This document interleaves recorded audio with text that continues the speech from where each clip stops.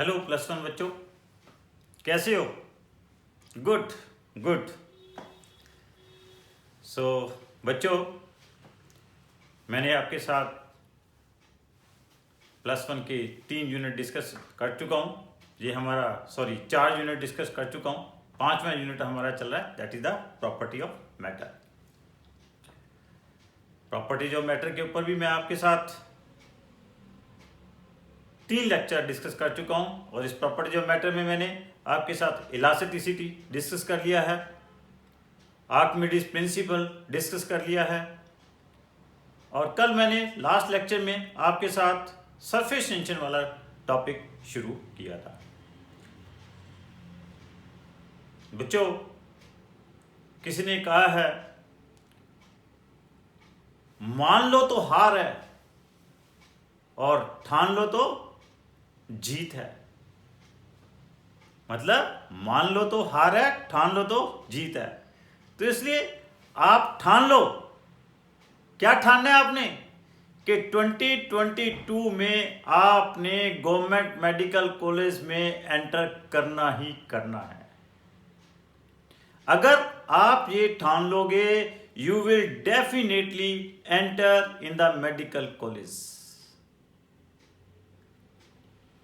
और बच्चों देखो, जब कोई चीज ठान ली जाए तो उसके लिए रास्ते भी अपने आप निकलने शुरू हो जाते हैं।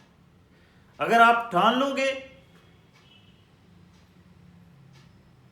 तो आपकी हिम्मत भी बनेगी।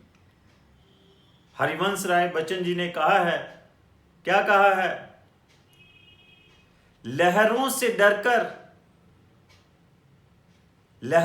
डरकर नौकाएं पार नहीं होती। लहरों से डरकर नौका पार नहीं होती। हिम्मत रखने वालों की कभी हार नहीं होती। ठान लोगे तो हिम्मत बनी रहेगी। हिम्मत बना लोगे तो आपकी जीत होगी। जीत होगी मतलब आप मेडिकल कॉलेज में, गवर्नमेंट मेडिकल कॉलेज में एंटर करोगे। और 2022 में you will be able to get the marks above 650 in NEET examination. और स्वामी विवेकानंद जी कहते हैं, जागो, उठो, तब तक चलते रहो जब तक आप अपनी मंजिल तक नहीं पहुंच जाते। जागो, उठो, तब तक मत रुको जब तक आप अपनी मंजिल पर नहीं पहुंच जाते। ठान लोगे, हिम्मत बनेगी और चलते रहोगे तो आप अपनी मंजिल को अचीव कर लोगे। क्या वो मंजिल है आपकी? कि आपने गवर्नमेंट मेडिकल कॉलेज में एडमिशन लेनी है। ठीक है बच्चों? तो इसी 2-3 चीजों के साथ, और आपको बता दिया मेहनत का कोई सब्स्टिट्यूट नहीं होता। नेक्स्ट क्लास में मैं आपको इसका एग्जाम्पल भी दूंगा कि मेहनत का क्यों नहीं कोई सब्स्टिट्यूट होता। सो बच्चों, क्या बतला रहा था मैं आपको? सरफेस टेंशन में क्या बताया था, क्या होती है सरफेस टेंशन? उससे पहले मैंने 2-3 चीजें बताई थी आपको सरफेस टेंशन में। तो इंटरमोलिकुलर फोर्सेस बताया था कि क्या होती है intermolecular forces. The forces between the molecules of substance, same और different substance, is called intermolecular forces. जैसे मैंने इलास्टिसिटी में कहा था कि आपको एक्सप्लेन किया था कि potential energy between the molecules of substance at any distance x क्या होता है कि that is equal to u of x is equal to a upon x raise power 12 minus b upon x raise power 6। This is the potential energy between the atoms of the substance when they are kept at any distance x। और correspondingly जो force आ जाती है between the molecules of the substance at this distance क्या आ जाती है? 12a upon x raise power 13 minus 6b upon x raise power 7। तो यहां से मैंने कहा था कि when these molecules are at a distance of 2a upon b raised power 1/6, these molecules are at equilibrium, means at this distance there is no force between the molecules of the substance. ये itself NEET examination के लिए as well as आपके school के जो exam होने हैं उसके लिए बहुत ही इंपॉर्टेंट है. And when this distance is greater than 2a upon b raised power 1 by 6, the force is attractive in nature, and when the distance is less than 2a upon b raised power 1 by 6, then the force is repulsive in nature. यहाँ पे आपको क्या कहा था, a और b क्या है, आपके पास इंटरएटॉमिक कांस्टेंट्स हैं. So this is the intermolecular force between the molecules of the substance. तो यहीं से मैंने कहा था कि जो एक पर्टिकुलर डिस्टेंस होता है, जिस डिस्टेंस तक दूसरे मॉलिक्यूल्स एक मॉलिक्यूल के ऊपर फोर्स एक्सर्ट कर सकते हैं, उस डिस्टेंस को मैंने क्या कॉल किया था, that is called molecular range. और उस मोलिकुलर रेंज को अगर हम एक मोलिकुलर रेंज को रेडियस मानकर एक आपके पास सर्कल ड्रॉ करें, तो दैट इज स्फीयर ड्रॉ करें, that is called sphere of influence. और कहा था कि force between the molecules of same substance is called cohesive force, force between the molecules of two different substance is called adhesive force. क्या कहा था, molecular range की thickness जितना liquid के टॉप मोस्ट लेयर के ऊपर एक फिल्म बनी होती है, जिसे क्या कॉल किया था मैंने, that is called surface film. It is the top most layer of the liquid at rest whose thickness is equal to the molecular range, that is called surface film. What is this surface tension? क्या कहा था, surface tension is the property of the liquid by virtue of which the free surface of liquid at rest tends to have minimum surface area, and as such it behaves as if covered with a stretched membrane. It is the property of the liquid by virtue of which the topmost layer of the liquid or free surface of the liquid will behave as the elastic stretched membrane. क्या कहा था कि what is the free surface? The surface of the liquid which is in contact with air, that is called free surface. It can be one or it can be two. In case of there is one free surface, क्या कहा था, अगर वहां पे एक imaginary line draw करें, अगर उसकी लेंथ लेते हैं हम L ले लेते हैं, the force acting on this length is called surface tension, और T is equal to F by L. और in case of there are two free surface, then this capital T is equal to F by 2L. क्या थे इसके units, newton per metre. Simple सी एक आपके पास numerical आपके पास NEET examination में भी आ सकता है, स्कूल के पेपर में भी आ सकता है. कहता है rectangular plate of dimension whose length is 6 centimeter and breadth is 4 centimeter and its thickness is 2 millimeter is placed with its largest face flat on the surface of the water. Find the downward force on the plate due to surface tension. Surface tension of the water is 7 into 10 raised power minus 2 Newton per meter. तो ये आपने surface tension force check करनी है due to surface tension. How this force will be calculated? अब देखिए इसके ऊपर आपके पास जो रेक्टेंगुलर प्लेट वाटर सरफेस के ऊपर रखी है, एक तो बड़ा क्लियर है, एक इसके ऊपर फोर्स आपके पास जो वाटर की लेयर बन जाएगी इस प्लेट के ऊपर, एक लेंथ की और आपके पास वाटर लेयर बन जाएगी, एक ब्रेड्थ के अलोंग इसकी वाटर लेयर बन जाएगी, दो वाटर लेयर बन जाएंगी, और दो वाटर लेयर बनने से इसके दो फ्री सरफेसेस हो जाएंगे. अब दो फ्री सरफेसेस के लिए मैंने सरफेस टेंशन क्या बताई थी, 2TL बतलाई थी.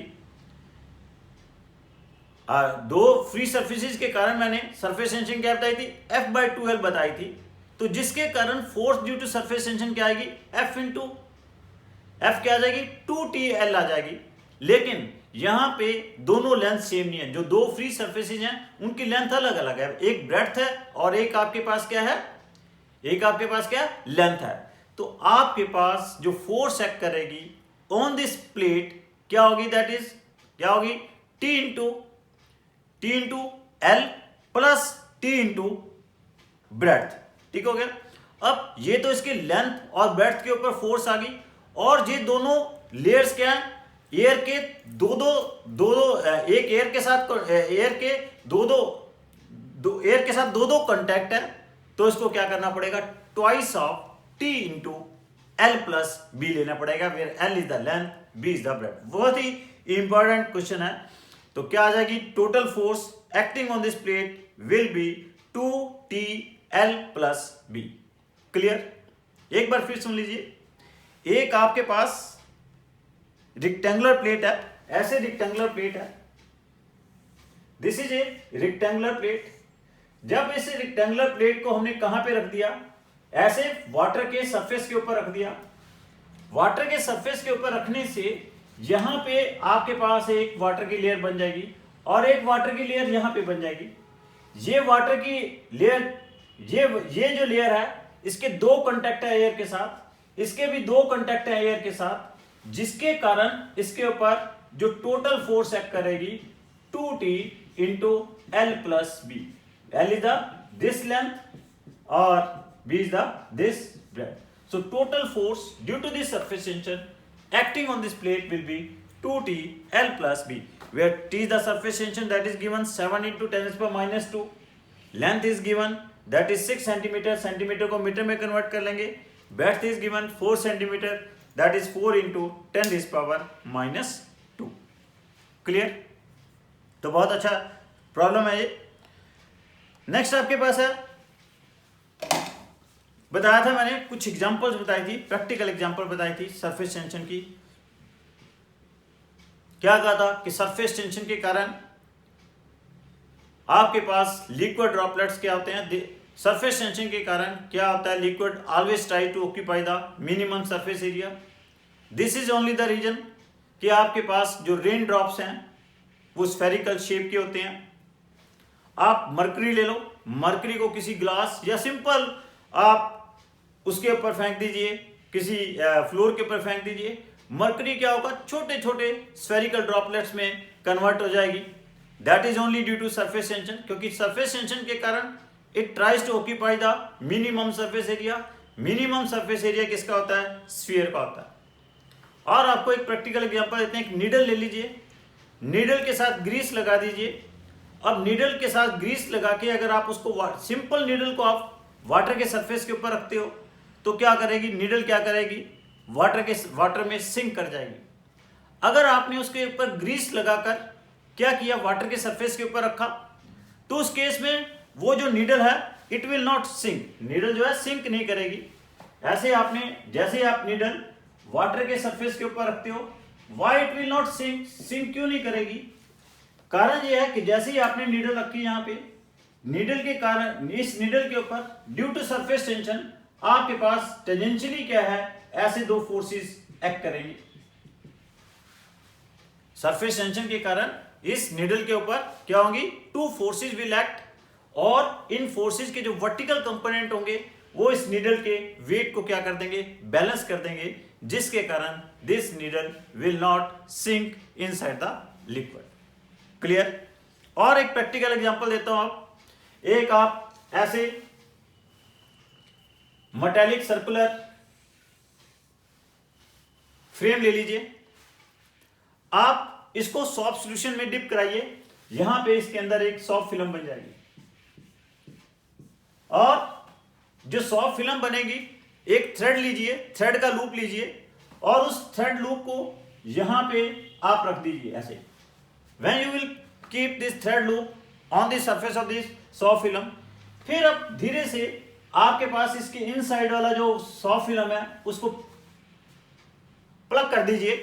अगर आपने उसको प्लग कर दिया तो जैसे ही इसको आप प्लग करोगे, ये जो आपके पास लूप रखा है, ये लूप क्या करेगा, स्फेरिकल शेप ले लेगा, और ये जो स्फेरिकल शेप लेगा that is only due to, किसके कारण लेगा, that is only due to this surface tension. Surface tension के कारण जैसे स्फेरिकल लूप बन जाएगा। क्लियर। तो ऐसे छोटी छोटी सी बहुत सारी एग्जांपल है। हमारे पास ऑफ दिस सरफेस टेंशन क्या कहा था कि what is the molecular theory of surface tension, क्या एक्सप्लेन की थी मैंने। अगर एक कोई मॉलिक्यूल में, अगर एक कोई कंटेनर में लिक्विड लेता हूं और if I am considering a molecule of this liquid, तो this molecule of the liquid inside it attracted by all other molecules.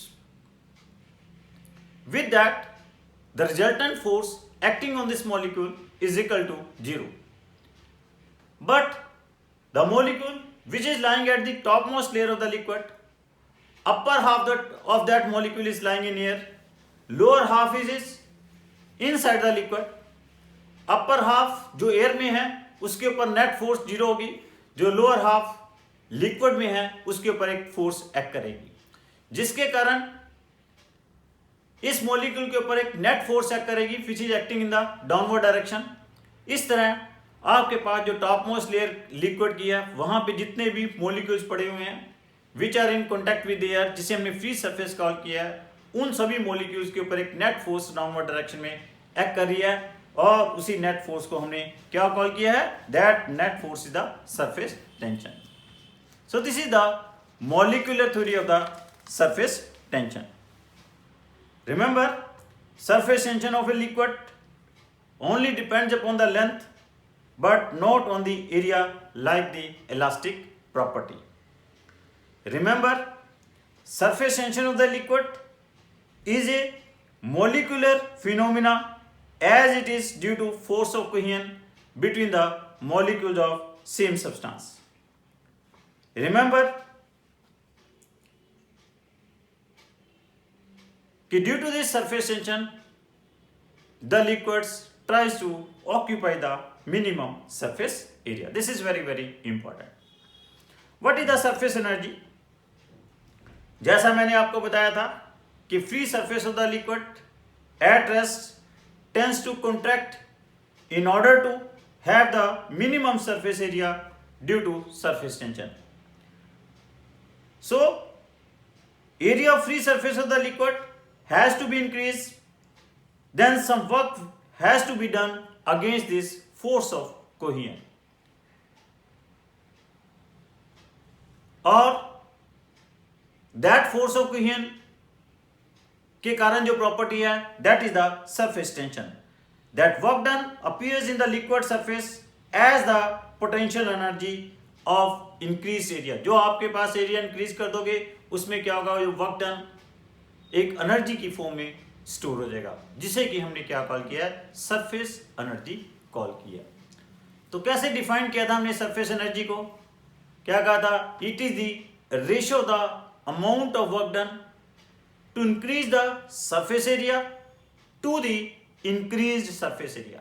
क्या कहा था, it is the ratio of the amount of work done to increase the surface area to the increased surface area। और हमने numerically show कर दिया था कि this surface energy is numerically equal to the surface tension। तो इसे कैसे prove किया था, हमने एक ABCD एक मेटेलिक रेक्टेंगुलर फ्रेम ले लिया था, उस रेक्टेंगुलर फ्रेम के ऊपर एक वार ले ली थी which can slide along the sides AB and CD। और उस जो हमारे पास एक फ्रेम बन गया था अंदर विद दिस स्लाइडिंग बार, उसको हमने एक सॉफ्ट सॉल्यूशन में डिप किया और वहां पे इनसाइड एक सॉफ्ट फिल्म बन गई। और जब हमने स्लाइड बार को बाहर की तरफ क्या कर दिया कि कुछ अमाउंट के साथ उसको बाहर की तरफ ले गए, जब बाहर की तरफ ले गए तो उस सॉफ्ट फिल्म का सरफेस एरिया इंक्रीज हो गया। तो सरफेस टेंशन के कारण जब हम बाहर लेके गए कुछ वर्क करना पड़ा, वो वर्क किसके बराबर आ गया था, work is equal to force into distance. कितना हम बाहर मूव करवाया, कितना हमने उसको बाहर की तरफ मूव करवाया dx अमाउंट के साथ, तो कितना वर्क डन हुआ, f इंटू dx। अब आपके पास f जो थी यहाँ पे क्या थी, सरफेस टेंशन के कारण थी। सरफेस टेंशन क्या है, f बाय 2l। तो आपके पास फोर्स कितनी आ गई थी, that is equal to t into 2l। तो वर्क डन कितना आ गया था, 2TL into dx। Clear. Now अब इनिशियली जो इस सॉफ्ट फिल्म का सरफेस एरिया था वो कितना था 2 इंटू एल एक्स। बाद में जब डी एक्स के साथ बाहर मूव कराया तो आपके पास सरफेस एरिया क्या बन गया 2t इंटू एल प्लस क्या बन गया था 2t into sorry 2l into x plus D x. तो इंक्रीज इन सरफेस एरिया क्या आ गया था S2 minus S1 that comes 2l dx आ गया था। तो आपके पास सरफेस एनर्जी क्या बताया था मैंने work done divided by increase in surface area. Work done क्या आ गया आपके पास that is equal to 2tl dx। Increase surface area क्या आ गया 2l dx। तो आपके पास जब डिवाइड किया तो आपके पास ये क्या बन गया 2l dx कैंसल आउट हो गया, सिंपल क्या बच गया T बच गया। तो surface energy numerically equal to क्या आ गया था सरफेस टेंशन के इक्वल आ गया था। यहाँ पे मैंने 2t क्यों लिया है क्योंकि क्यों यहाँ पे सॉफ्ट फिल्म है और मैंने आपको बताया जब भी सॉफ्ट फिल्म लेते हैं उसके 2 फ्री सरफेसेज होते हैं और whenever we are having 2 free surfaces तो हमें 2t लेना पड़ता है। क्लियर। नाउ मैंने कहा था कि this is a very very important formula कि जब कभी भी आपने वर्क डन निकालना है ड्यू टू सरफेस टेंशन तो कैसे निकालते हैं work done is equal to surface tension into increase in surface area. कैसे करते हैं work done into increase in surface area, very important formula. तो इसके लिए मैंने आपके साथ 2 एग्जांपल भी डिस्कस की थी। 2 एग्जांपल आपके पास क्या डिस्कस की थी कि अगर आपके पास सपोज कर लीजिए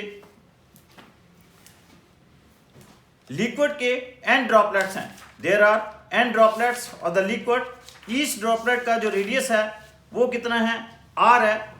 each droplet of the liquid is r और ये n droplets of the liquid हमने स्प्लिट कर दिया कुलीज कर दिए इन ए बिगर ड्रॉपलेट। तो उस केस में क्या होगा कि आपके पास सरफेस एरिया क्या करेगा डिक्रीज कर जाएगा।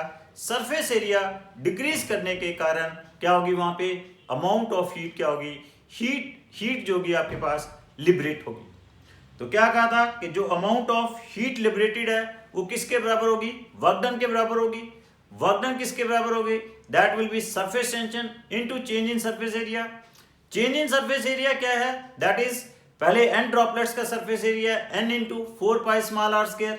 फिर आपके पास सपोज कर लो ये बिगर ड्रॉपलेट बन गया ऑफ रेडियस कैपिटल R, उसका सरफेस एरिया क्या आ गया 4 पाई r स्क्वायर।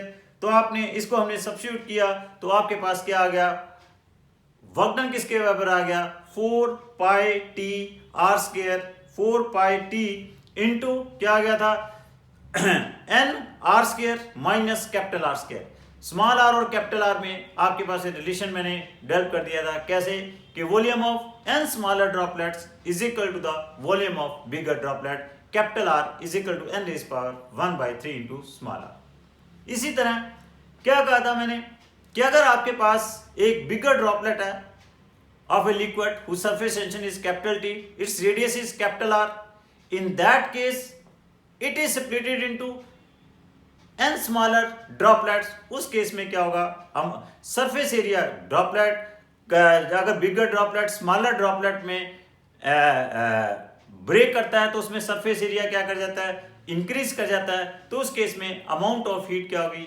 अब्जॉर्ब्ड होगी। मीन्स उस केस में आपके पास लिक्विड ड्रॉपलेट्स का टेम्परेचर क्या करेगा बढ़ जाएगा। उसमें भी क्या होगा अमाउंट ऑफ वर्क डन या अमाउंट ऑफ हीट अब्जॉर्ब जो होगी उसके लिए फॉर्मूला यही आएगा क्या आएगा 4 pi into T into N into small r square minus capital R square. Small r और कैपिटल R में मैंने आपको रिलेशन बता दिया था। यहाँ पे एक बहुत ही इंपॉर्टेंट क्वेश्चन आ जाता है कहते हैं a number of water droplets each of radius small r coalesce into a form a bigger droplet of radius capital R। in that case calculate the rise in temperature।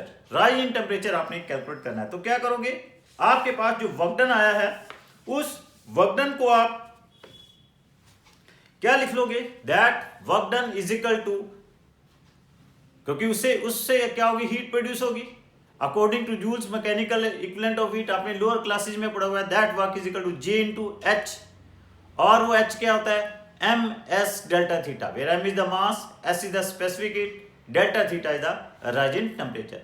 तो आपके पास जो work done आ गया that is 4 pi into capital T into N small R square minus capital R square. इसको किसके साथ equate कर दोगे, J M S delta theta.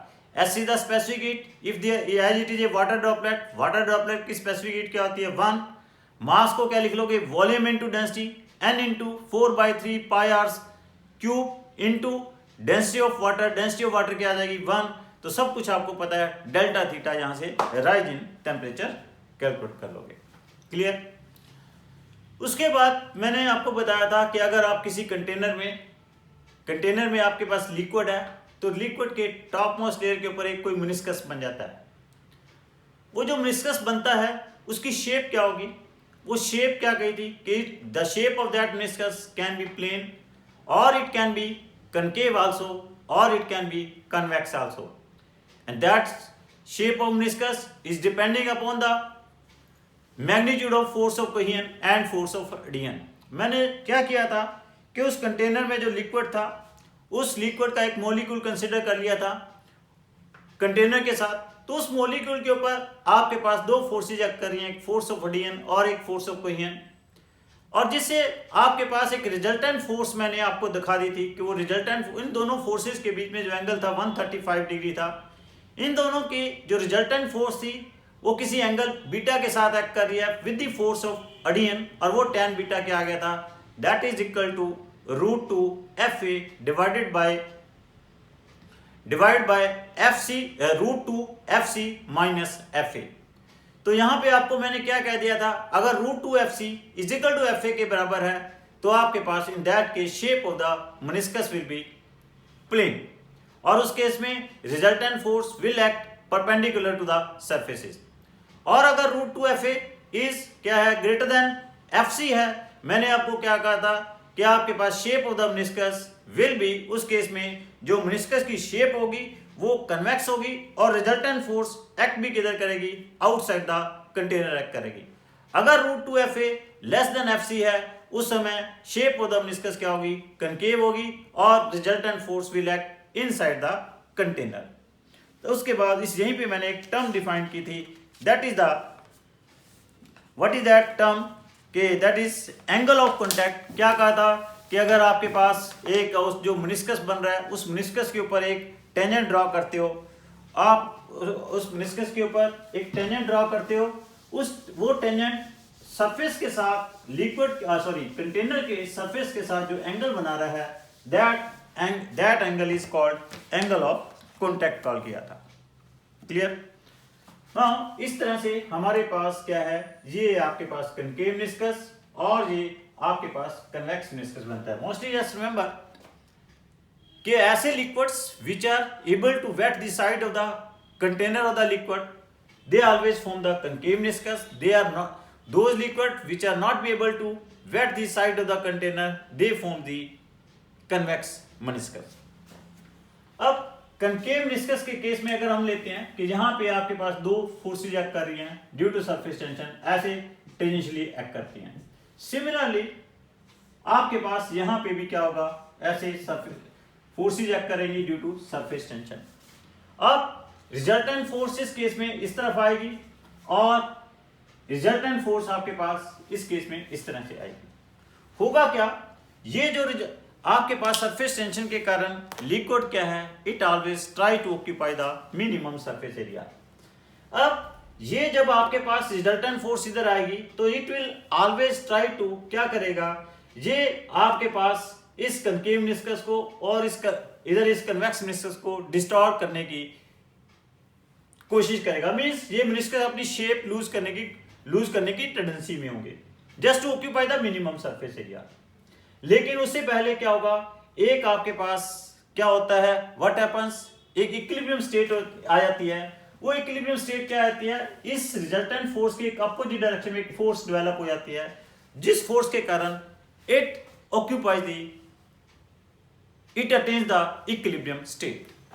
और वो जो फोर्स एक्ट करती है सारे मेनिस्कस के ऊपर, इधर जैसे इनवर्ड एक्ट करेगी, इधर ये आउटवर्ड एक्ट करेगी। ये जो फोर्स एक्ट करती है पर यूनिट एरिया, इसको हमने क्या कॉल किया है, that is called excess of pressure. What it is called, excess of pressure. तो क्या है, due to property of surface tension a drop और बबल्स ट्राई टू कॉन्ट्रैक्ट और so that compresses the matter enclosed.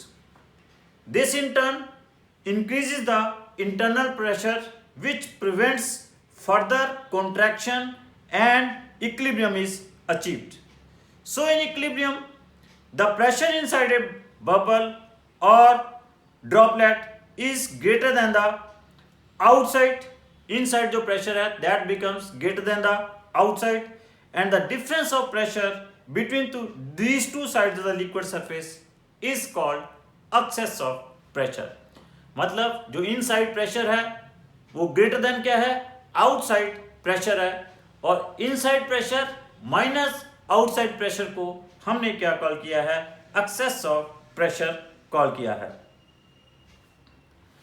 तो अब हम इस access of pressure को कैलकुलेट करना चाहेंगे। अगर सपोज कर लो कि आपके पास कोई एक लिक्विड ड्रॉप है, suppose this is a liquid droplet whose surface tension is capital T। ये आपके पास एक लिक्विड ड्रॉप है। इस लिक्विड ड्रॉपलेट के इनसाइड हम इस लिक्विड ड्रॉपलेट का हम क्या कैलकुलेट करना चाहते हैं, एक्सेस ऑफ प्रेशर कैलकुलेट करना चाहते हैं।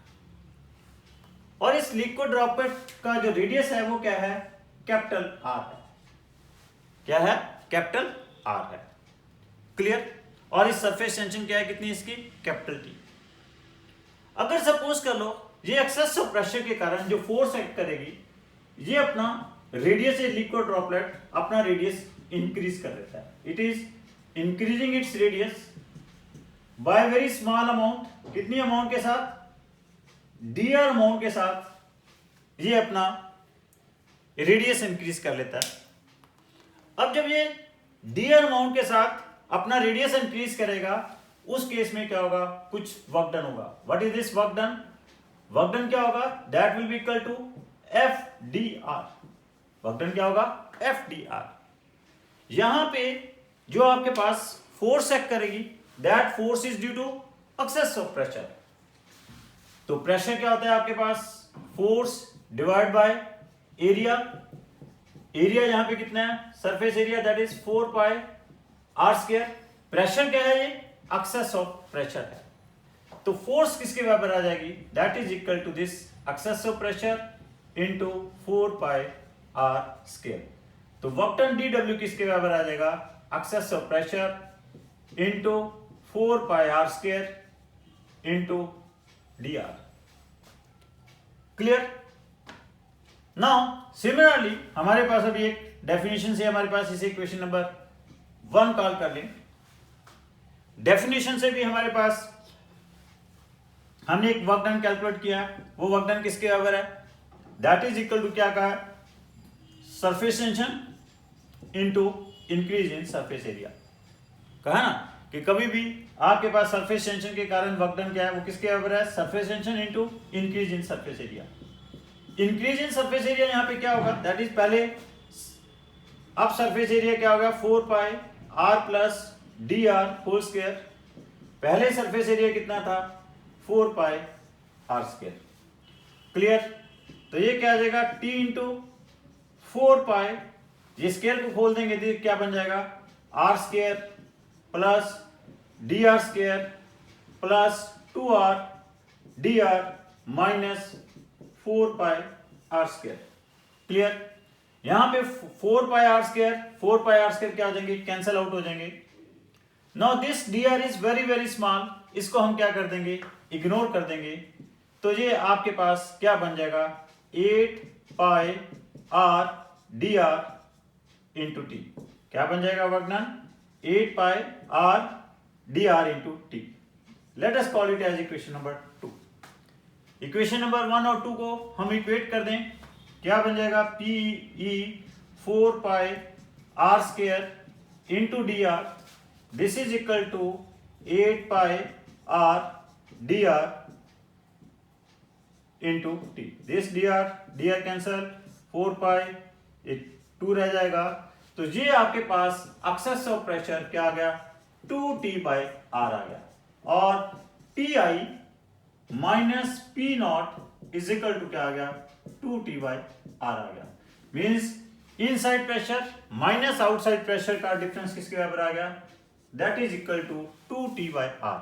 और here you can also calculate inside pressure is equal to क्या आ गया 2t by R plus P not आ गया। तो ये रिजल्ट इंप्लाई करता है कि जो एक्सेसिव प्रेशर है it is inversely proportional to the radius of this liquid drop है। क्लियर? इनसाइड जो प्रेशर है वो क्या है 2t बाई आर प्लस क्या है आपके पास दैट इज P नोट है।